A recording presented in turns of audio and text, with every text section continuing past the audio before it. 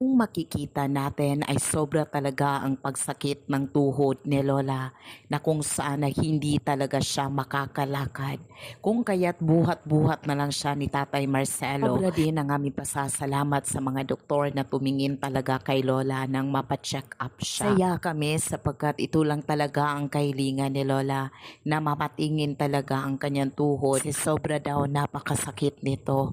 Masaya kami sa araw na ito sapagkat ang kahilingan ni Lola ay natutupad na. Sapagkat lagi namin siyang binibilhan ng gamot pero paulit-ulit naman ang pagsakit ng kanyang tuhod. Aside sa kanyang tuhod ay mayroon pang isang bagay na dinaramdam si Lola. Ito ay ang pagsakit ng kanyang are. Meron kasing lumalabas sa kanyang are na sobrang napakalaking bukol. Ito daw ay ang matres. Napacheck up ko na siya sa isang sikat hospital dito sa amin. Subalit ang suggestion ng doctor, kailangan daw